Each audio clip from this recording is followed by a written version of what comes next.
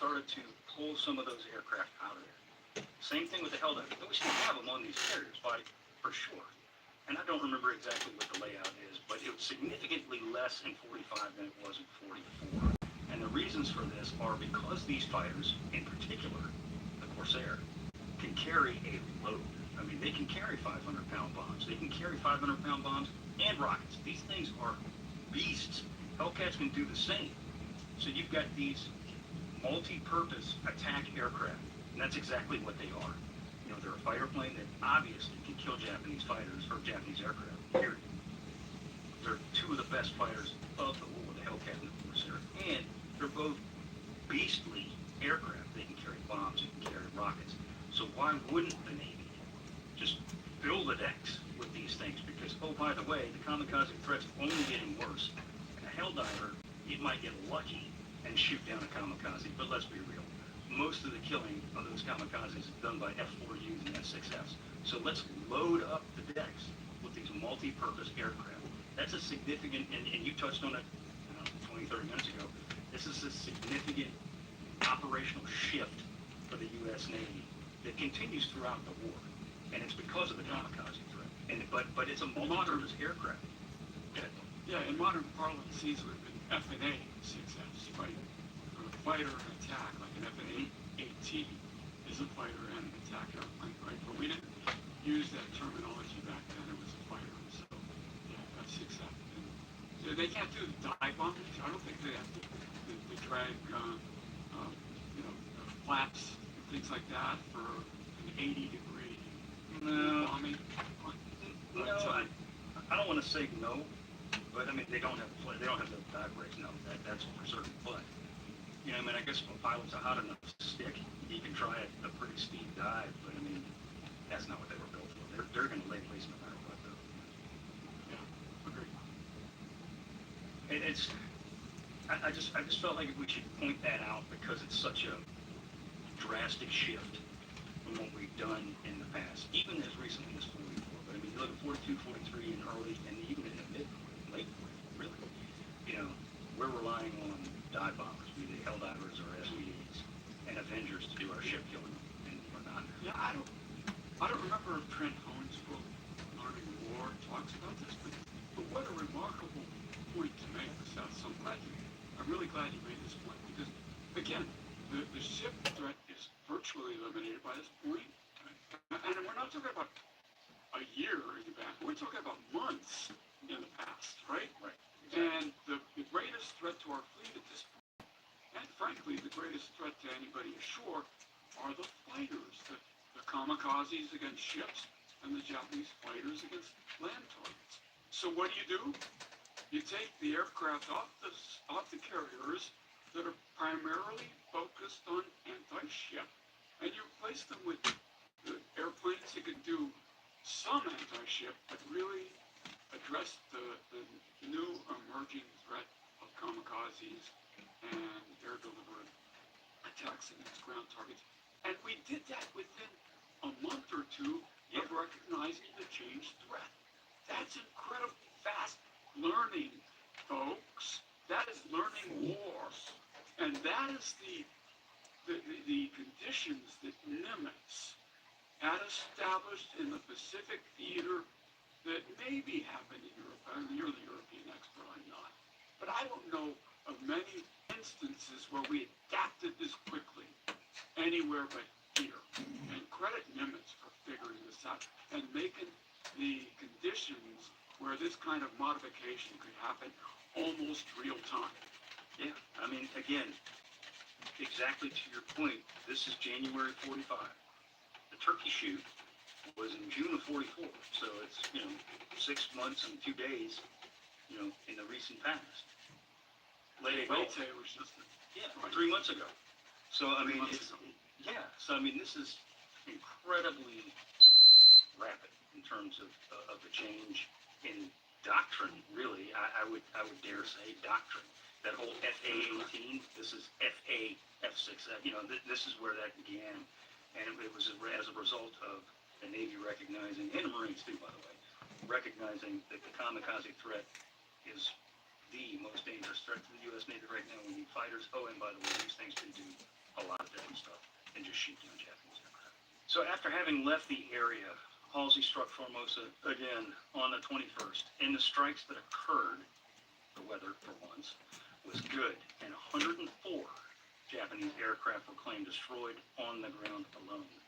Striking targets all over Formosa, the Big Blue Fleet kept the Japanese aerial response at a minimum during the morning.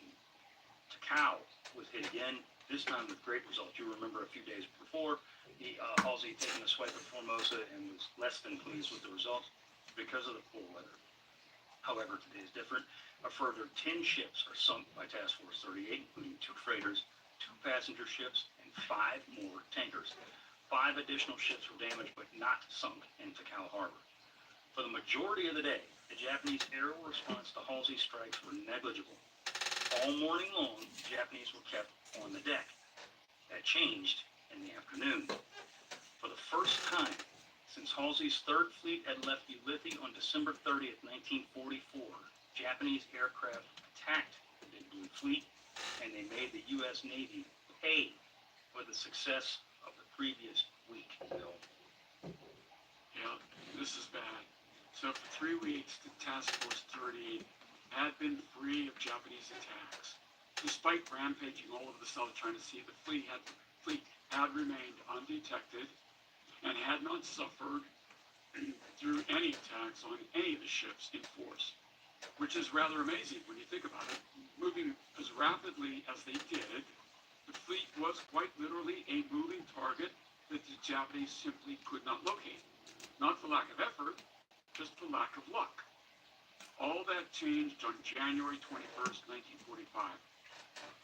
Kamikazes of the Niitaka group, still true volunteers, hadn't been recruited yet, and experienced pilots had been sent to Formosa for suicide strikes on the fleet just before the 21st. So this is happening on the 21st. They just got there, knowing, or at least assuming, that Task Force 38 would pass close to Formosa on their way out of the South China Sea, just because they knew Halsey enough by now to know that he could not resist another strike on Formosa. As he swung by, the Japanese felt that this was their best chance to hit him. It talks about the need to not become predictable, folks. Made up of volunteers from the 221st Naval Group and the 765th Naval Group, who were mainly dive bomber pilots. The Niitaka group suffered casualties prior to engaging Task Force 38 the day before their planned strike. Several aircraft were destroyed on the ground in Task Force 38's attacks on Formosa the previous day, and as a result, they were only able to get 20 aircraft airborne for their attacks on the 21st. So this is one of those attrition things. You know, operations analysts would love to be able to do the math on stuff like this. 20 aircraft get airborne, how many did actually get through? Zeroing in on Task Group 38.3, the Special Attack Force made 2 separate attacks on the Americans that day. The first strike came between 1200 and 1210, and the second occurred around 1245. Of the 20 aircraft that were sent out, only 3 were able to make it through the American CAP and AAA umbrella. All 3 of those aircraft scored hits on the fleet. And so, Seth, you would think those are good odds, but are they? No, not at all. And again, we're not talking about, well, to a point we are talking about traditional bombing, but these are suicide aircraft here for the most part. The first wave of attackers break through the American CAP around noon, as you said just a minute ago, and pick their targets. Target for the very first attack that day, which was a traditional bombing attack, was USS Langley, not CD-1, but CVL-27. Steaming as part of 38-3, Langley was attacked by 2 dive bombers, of which one came close enough to strike Langley with its bomb. One small, I mean small, 50-kilogram bomb struck the light carrier's flight deck and penetrated to her second deck, where it exploded in the officer's staterooms just after the forecastle, Catching fire, Langley's DC party was able to extinguish the flames quickly, and the carrier was able to continue flight operations within a short amount of time, never having left their station in the task group. 3 guys are killed, 3 American sailors are killed, and 11 are wounded in this attack. However, the second and third attacks are the ones that do real damage. The second dive bomber to attack Langley lined up on her and peeled away, headed for the clouds. The airplane, which was a D4Y3, was armed with a 250-kilogram bomb, this is a big one, and circled in the clouds waiting for the right time and the right target to present itself. This particular pilot chose USS Ticonderoga CD-14 as his victim. Tycho, as you called her earlier, and as she was called by her crew, was a relatively new arrival to the arena. She first entered the combat zone in October of 44, just too late to take part in Leyte Gulf. She launched her first combat strike on November 5th, 1944, in support of the Leyte operation, and sailed with 38 from then on. Having been the target of a kamikaze attack on November 6th, 1944, she escaped her first brush with the Divine Wind unscathed. That's going to change here on the 21st of January. She had been conducting standard flight operations about 100 miles east of the southern portion of Formosa when she came under attack. Mere minutes after Langley was hit with the bomb, the second Judy dive bomber that had lined up on Langley swooped out of a cloud with the sun at his back and dove for Ticonderoga.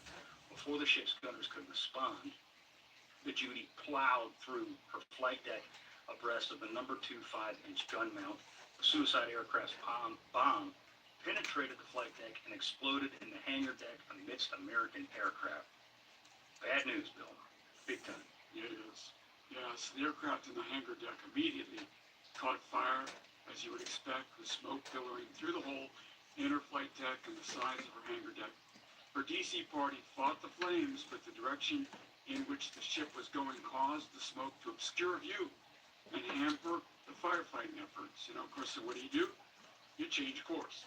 Tycho's CO, Captain Dixie Kiefer, surmised quickly that his ship was in serious trouble.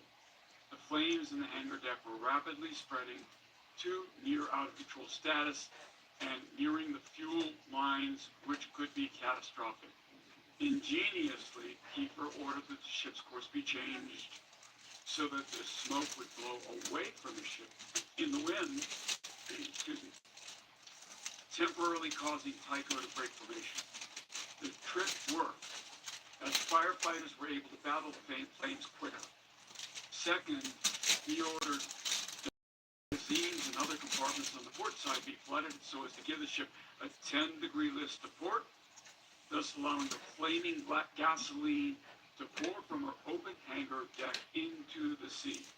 This is good seamanship. And you can remember, these guys are pilots, but they learn good seamanship, during the time of the Navy, and he's able to do it here. DC parties were able to corral the fires in short order thanks to Kiefer's tricks. However, her day was not over. Even though her fires were under control, Tycho still smoked and as such attracted unwanted attention. A mere 40 minutes after the first attack, a quartet of kamikazes attacked the wounded carrier. This time her gunners put up a withering barrage, shooting down 3 of the attackers, yet the 4th plane came in. The plane, also a Judy, smacked the carrier's starboard side at the base of her forward 5-inch gun director on top of the island. The plane's bomb penetrated into the island and exploded just inboard of the island, igniting more aircraft and blowing holes in her flight deck. This attack killed or wounded over 100 of the carrier's crew, including the ingenious Captain Kiefer. Tycho's air officer was also killed. The ship's gunnery officer, they never even found bits of him. He just dissolved into thin air and severely wounded the XO as well. Captain Kiefer was peppered with shrapnel, suffering over 65 wounds and receiving a broken arm from the concussive force being thrown against the bulkhead. Kiefer, however, refused to be evacuated and remained on Tycho's bridge until he was assured of the safety of his men and ship. Within 2 hours of the second strike, Tycho's DC parties had the fires under control at 1,400 heavily damaged. Kiefer, the ship heavily damaged, Kiefer ordered Tycho to retire towards Ulithi. The two attacks on Tycho inflicted significant casualties. 143 of the crew were killed. Further, 202 of them were wounded in the two attacks. So, Yeah, Dixie Kiefer is a guy, I think we've mentioned him a couple of times. He's a legendary character of the Pacific War that frankly deserves more attention than he gets. He was executive officer of USS Yorktown, CD5, during the Battle of Midway. So, I mean, this cat had been around the block. He'd seen the elephant, he'd been in the fight, he knew what was going on. He was one of those guys, not as loud as Jocko Clark, but he was one of those guys that, you know, constantly pushed his crew. But his crew, once they got into the thick of it, they realized that everything that Kiefer had pushed them to do, or learned how to do, was for a reason. Because Kiefer had been around, as I said, he suffered through the attacks on Yorktown at Midway on June 442. He knew what was up. And, you know, 65 shrapnel wounds through his body, busted arm, and the dude still stands on his bridge and cons his ship. That's a bad man right there. He receives the Navy Cross for this, and rightfully so. But that is a legendary captain that frankly needs more attention than he has gotten, certainly from us. He was a bad man. So about an hour after Ticonderoga was hit a second time, USS Maddox DD-731 was struck by a kamikaze. Maddox was attacked by a Zero who had shadowed a returning American combat air patrol flight. It passed unnoticed beneath the cap flight and plunged from about 1,000 feet. Reports from the Maddox said that the suicide aircraft was between American flights and was assumed initially as friendly. Strafing as he came on, the plane leveled out just after the radio antenna aft, clipped that antenna with his wing, and plowed into the 40mm mount where his landing gear, as it came down in the head, clipped the mount, flipped the aircraft on its back where it settled next to the superstructure, and kaboom, exploded. Maddox casualties, surprisingly, were light, relatively light. 7 men were killed and 33 are wounded. She, too, goes back to Ulithi with Tycho. Aboard Hancock, USS Hancock, we talked about her a lot today, CV-19, a self-inflicted wound caused much carnage. One of her Avengers landed aboard at 1328, still carrying its ordnance. After making a routine landing, the airplane taxied forward and her bomb simply just fell right off of her rack, hit the flight deck, and exploded. Her flight deck was ablaze. This is John McCain's flagship, by the way. It was in significant trouble. Flames spread to her hangar deck. Her DC parties were able to get the fires under control, but at the cost of 52 American lives and a further 105 wounded in a tragic accident. Hancock stays in formation and continues the fight, which ended up being another strike on Okinawa. And the nights that followed, 38 launched night torpedo attacks on Kikiroon Harbor with good success, after having laid waste the fields on Okinawa during the day. Results have been good, but at this time, Bill, it's time for the Big Blue Fleet to get out, and that is exactly what they do. yeah, I gotta say this because here you go. This is McCain. Senator John McCain's grandfather almost gets wiped out by friendly fire from aircraft ordnance. Fast forward decades, Lieutenant John McCain, I think he was lieutenant, wasn't lieutenant commander yet, sitting in an airplane on the USS Forrestal, almost gets wiped out by friendly fire or ordnance in what would come to be known as the forest fire on Forrestal. Grandson, right? Senator John McCain, this is before he was shot down, became a POW in Vietnam. So, you know, you can imagine that John McCain knew about his grandpa's near miss on the Hancock decades earlier, and that must have been going through his mind as he sat in the cockpit of his airplane and facing kind of similar situation. Wow. You know, it wasn't until this isn't in the notes, so but it wasn't until you were talking about that I remember Senator McCain's ordeal. So here we go. After having been at sea for 28 days, Task Force 38 arrived in Ulithi on January 26th. The following day, Halsey struck his flag on New Jersey and handed command of the U.S. Navy's 3rd Fleet over to Ray Spruance, where it becomes the 5th Fleet yet again. And so Spruance has his Typhoon shield up, so no typhoon will hit him. Halsey's raid into the South China Sea had been a tremendous success despite these losses we just talked about. In 28 days, the 3rd Fleet had sailed some 1,300 nautical miles in waters exclusively under Japanese control, bobbing and weaving like a boxer. Halsey never allowed his fleet to be detected until passing by Formosa on the 21st. Pushed that envelope just a little too far. In the raids in the South China Sea, Halsey's boys claimed, get this, 625 aircraft destroyed in the air and on the ground. They also destroyed over, another pregnant pause, 300,000 tons of Japanese shipping, 30 warships, 73 commercial vessels, of which a great many were tankers, vital to Japan all the time, but especially in 1945.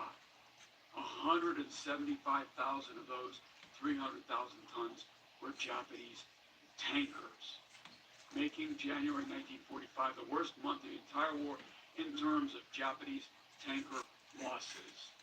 A further 22 Japanese ships were damaged to various degrees. American losses suffered were not insignificant. 201 American Japanese aircraft compared to,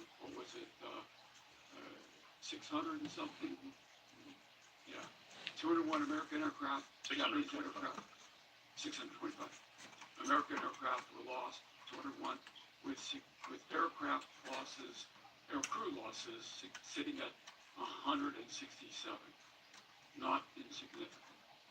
The Japanese attacks on the 21st resulted in 205 men killed, with a further 350 wounded from all the ships. So at this stage of the war, U.S. tactics and abilities were such that the Japanese could not do anything to stop them. Specifically, the introduction of the night operations by the fleet were a particular game changer. For the last several months, the Japanese had relied on night attacks by more hits on the usual slumlords Americans with the deployment of Enterprise and Independence's night units. The Japanese tactic was, for the most part, rendered obsolete. So, yeah, I mean, it is. I mean, we banged on it, and stomped our foot on it, as you say, earlier, but that really, truly was a game changer. And this is not something that we just do here. We're going to do it for the rest of the war. Halsey's insistence on raiding the South China Sea's shipping lanes was truly, honestly, one of his wartime high points. Shrewd judgment, skillful seamanship, and high-quality leadership temporarily severed this vital Japanese lifeline. As he himself said, and I quote, Japanese supply routes from Singapore, Malaya, Burma, and the Dutch East Indies were severed, at least temporarily.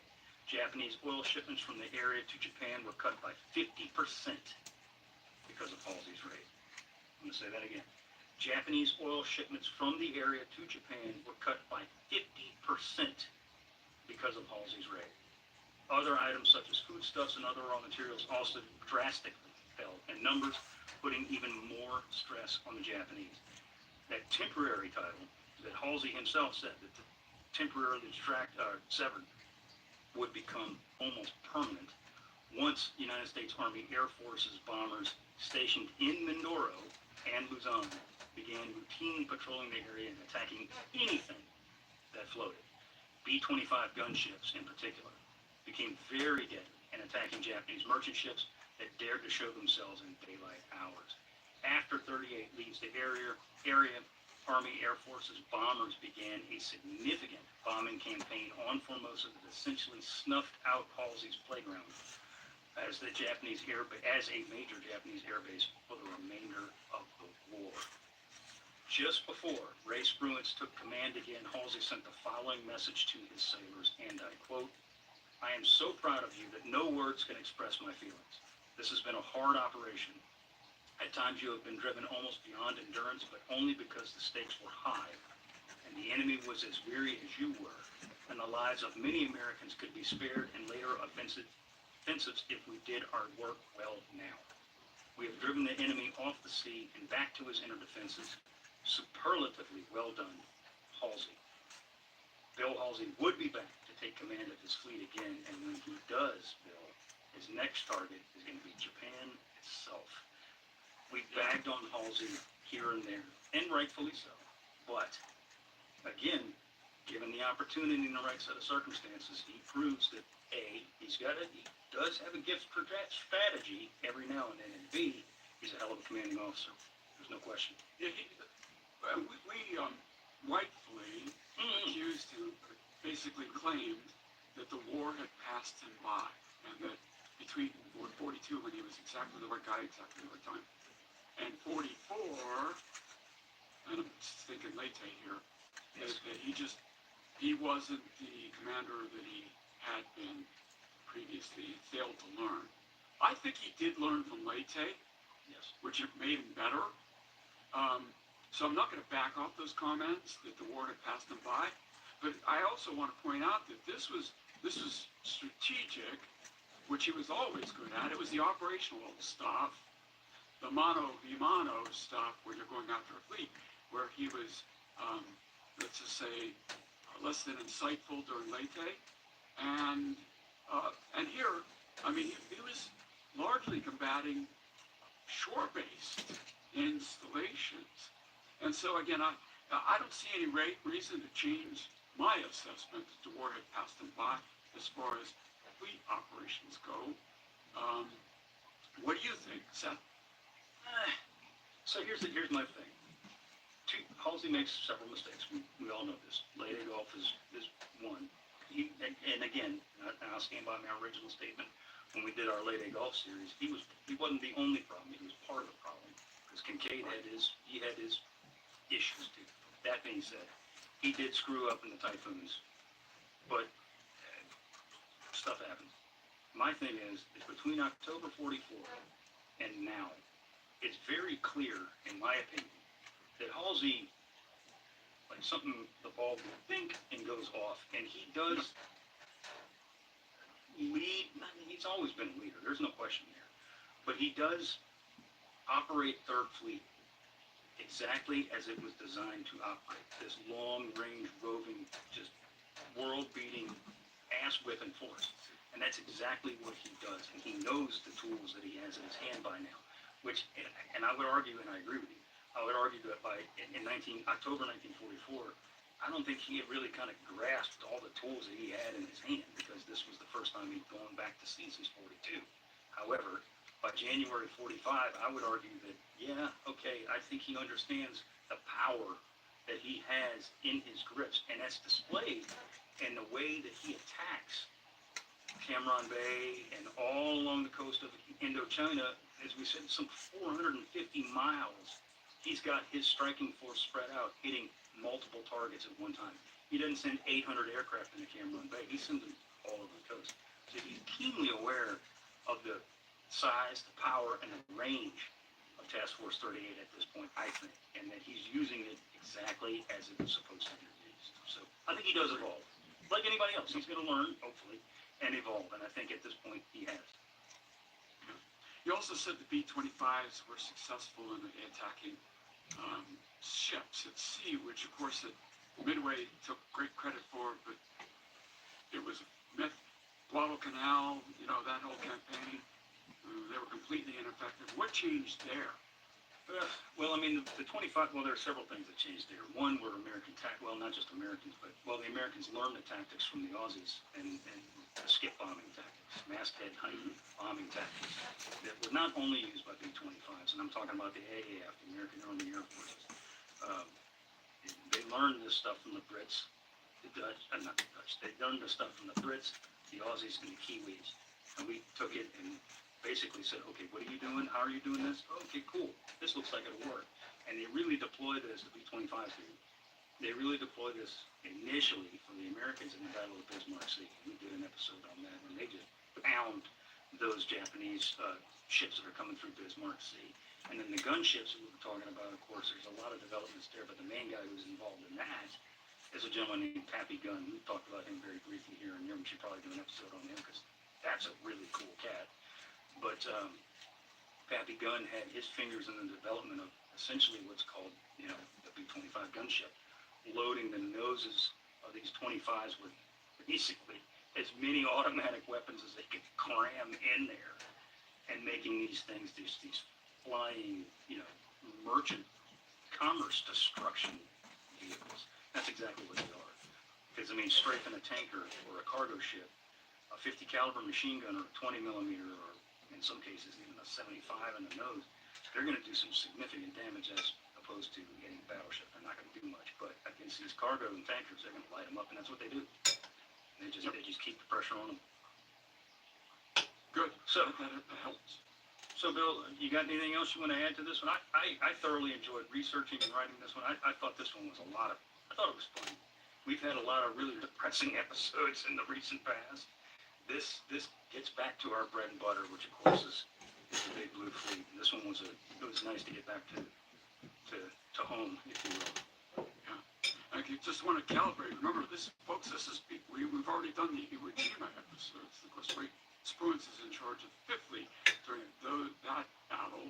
This is before that. So Ray Spruance comes aboard, it's the 5th Fleet again, and we have some other, the worst exchange rate as far as, ground troops goes in United States Marine Corps history, certainly coming up after this great success.